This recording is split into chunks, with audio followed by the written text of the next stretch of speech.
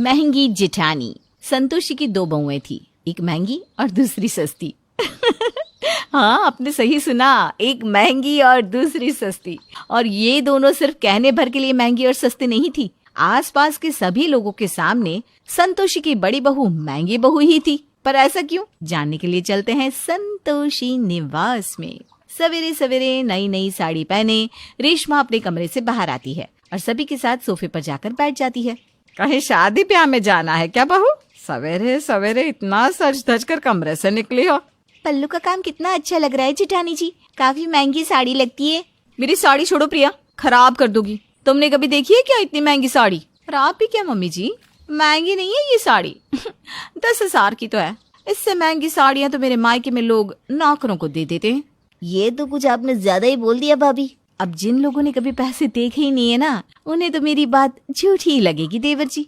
ऐसे ही नहीं पूरा मोहल्ला मम्मी जी की बड़ी बहू को महंगी बहू कहता है। शादी में पूरा शहर सजवा दिया था मेरे मम्मी डैडी ने।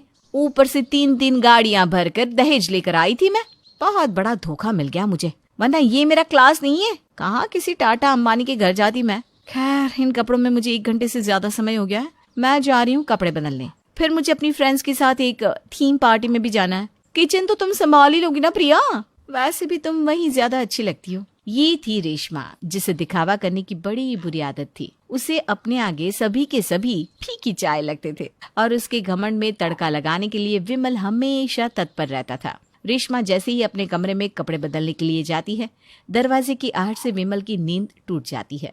अरे डार्लिंग, तुम? मुझे लगा ये धरती पर अप्सरा कैसी, पर ये तो तुम हो। इतनी सुबह सुबह कैसे उठ गई? तबीयत तो ठीक है ना मेरी जान? एक तुम ही तो विमल जिसे मेरी कदर है, वरना इस घर के लोग तो क्या कहूँ मैं। रेशमा माय डार्लिंग, अपना मूड खराब मत करो। तुम्हें थीम पार्टी में जाना है ना, जल्दी जल्दी तैयार हो जाओ। वैसे भी तुम्हारे बिना कभी कोई पार्टी स्टार्ट हो सकती है? अरे बेकार में क्यों सबको वेट करवाती हो? प्रिया अकेले ही पूरी रसोई संभालती है। सुबह की पार्टी में गई रेशमा शाम को अपनी सहेलियों के साथ अपने घर वापस लौटती है। अरे प्रिया, 3 कप चाय लाना तो।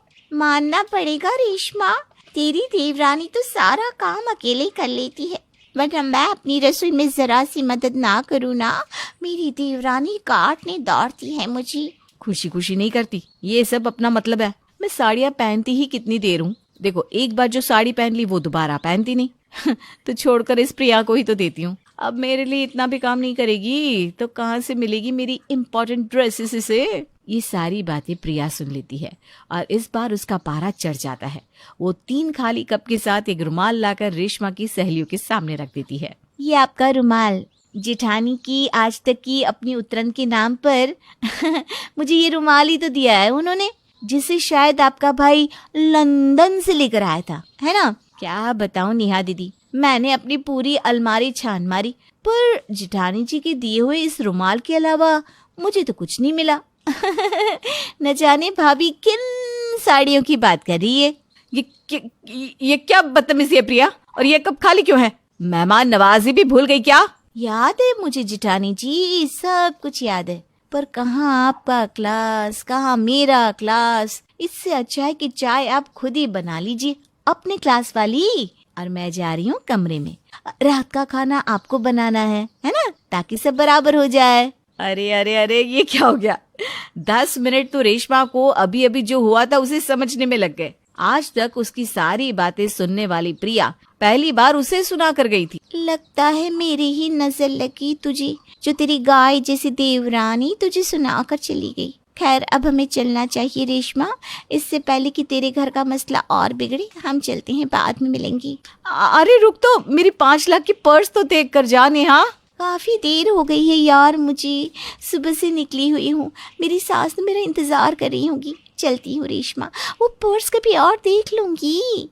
वैसे तुझे रात का खाना भी तो बनाना होगा, जा जा खाने की तैयारी कर। प्रिया तो गुस्से में अपने कमरे में चली जाती है और रेशमा को जाना पड़ता है रसोई में। शादी के दूसरे दिन रसोई में आई थी, उसके बाद आज का दिन फिर रसोई में आना पड़ रहा है। अब मुझे क्या पता कि प्रिया ने कहाँ क्या रखा है। अभी अभी मैनिक्योर करवाया था, मेरे तो पूरे नेल्स खराब हो जाएंगे। एक काम करती हूँ, पेट दर्द का बहाना कर लेती हूँ। और रेशमा अपना पेट पकड़कर जोर जोर से रोने लगती है। उसके चिल्लाने की आवाज सुनकर उसकी सास भागती हुई वहां आती है। अरे क्या हुआ बहू, तो ठीक तो है ना? अरे कराह क्यों रही है बहू? पेट में बहुत जोर का दर्द हो रहा है क्या? जरूर तू बाहर कुछ खा कर आई होगी। मेरे पेट में बहुत जोर का दर्द हो रहा है मम्मी जी, मैं बर्दाश्त नहीं कर पा रही हूँ। अरे रुक, मैं अभी प्रिया को बुला कर लाती हूँ।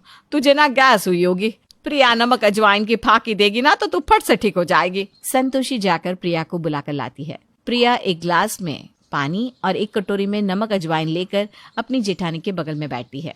अरे ठीक से प्रिया, तू मेरी साड़ी पर बैठ गई। ओह गॉड, पूरी एम्ब्रॉयडरी की शाइन चली गई। नई साड़ी थी मम्मी जी मेरी। अरे अभी तो तेरे पेट में दर्द हो रहा था बहू, बहुत ड्रामा कर लिया तूने। एक तो बेचारी प्रिया तुझे दवाई देने आई और तू अभी भी साड़ी साड़ी कर रही है। देख आज ना मैं साफ साफ कह देती हूँ, इस घर में अगर कभी किसी ने भी रेशमा को छुआ या उसके आसपास भी गए तो उस इंसान का रिश्ता मुझसे हमेशा हमेशा के लिए खत्म हो जाएगा। तू सोने की बनी है ना, जो तेरी देवरानी के छूते ही तेरा सोना झड़ जाएगा। जा, अब से कोई नहीं आएगा तेरे करीब। ये तो अच्छा ही हो गया, थैंक यू मम्मी जी। इस तरह कुछ दिन बीत जाते हैं। रेशमा तो इस बात से बड़ी खुश थी। वो आए दिन अपनी सहेलियों के साथ घूमती और सभी के सामने अपनी महंगी महंगी चीजों का दिखावा करती। ऐसे ही एक दिन बॉडी लोशन फेस पैक लगाकर छत पर जाते हुए कहती है, बॉडी लोशन की शीशी मैं नीचे छोड़कर जा रही हूँ, अब कोई मेरी गैर मौजूदगी में उसे लगा मत लेना, काफी महंगी वाली है। रेशमा जब छत से नीचे उतर रही थी तो उतरते वक्त उसका पैर फिसल जाता है और हर बार चोट का नाटक करने वाली रेशमा को सच में चोट लग जाती है। मेरी कमर, देवर जी, प्रिया, कोई आओ, मुझे उठाओ, मेरी कमर। रेशमा की चीख सुनकर सभी भागते हुए वहां आते हैं, पर कोई उसे नहीं छूता और सभी के सभी दूर खड़े हो जाते हैं। नहीं भाभी जी, हम आपकी मदद नहीं कर सकते। आपकी इतनी महंगी साड़ी है, साड़ी खराब हो गई तो? और ऊपर से आपने इतना महंगा लोशन जो लगवाया है, वो लोशन उतर जाएगा ना हमारे छूने से जेठानी जी। अरे आग लगे लोशन को, शरीर ही नहीं रहेगा तो काहे का लोशन, काहे की साड़ी। मैं तो आपको उठा भी नहीं सकता भाभी, मुझे माफ कर दीजिए। मम्मी जी कहिए ना इन लोगों को, हो गई मुझसे गलती। अब अगर मुझे कोई छुएगा ही नहीं तो मैं यहीं गिरी पड़ी रह जाऊंगी। मुझे एहसास हो गया कि ये दिखावा तब तक ही अच्छा लगता है जब तक आप स्वस्थ हो। बुरे वक्त में तो घर वाले ही काम आते हैं। जाओ बच्चों, उठाओ उसे, अब उसके अकल ठिकाने आ गई है। आज के बाद वो कभी दिखावा नहीं कर पाएगी। और होता भी ऐसा ही है। इस बार वक्त रेशमा को ऐसा तमाचा मारता है कि रेशमा की सारी अकल ठिकाने आ जाती है। महंगा सस्ता करने वाली रेशमा प्रिया और गौतम की मदद से उठाई जाती है। रुक क्यों गई प्रिया? भाभी का कमरा अभी तक आया नहीं है, ये तो हमारा कमरा है। भाभी तो अपने महंगे बिस्तर पर ही सोती हैं। मेरा कमरा काफी दूर है देवर जी, मैं आपके कमरे में ही सो जाऊंगी। अब से आप लोग मेरे कमरे में सो जाइए। अब ये तुम्हारी महंगी भाभी नहीं रही गौतम। हाँ प्रिया, और अब से तुझे मेरी जो भी साड़ियाँ पहननी हो ना, पहन लेना। लगता है मेरे घमंड का ही नतीजा ऐसा मिला है मुझे। न जाने अब कितने दिनों तक मैं चल भी नहीं पाऊंगी। सस्ते वाले तेल से ऐसी मालिश करूंगी ना जेठानी जी कि 2 दिन में खड़ी हो जाएंगी आप। महंगी महंगी जेठानी जी को आखिर में सस्ते नुस्खे ही बचाएंगी। इस दिन के बाद रेशमा को ऐसी अकल आती है कि वो प्रिया को कभी नीचा नहीं दिखाती और उसके साथ बहन की तरह रहने लग जाती है।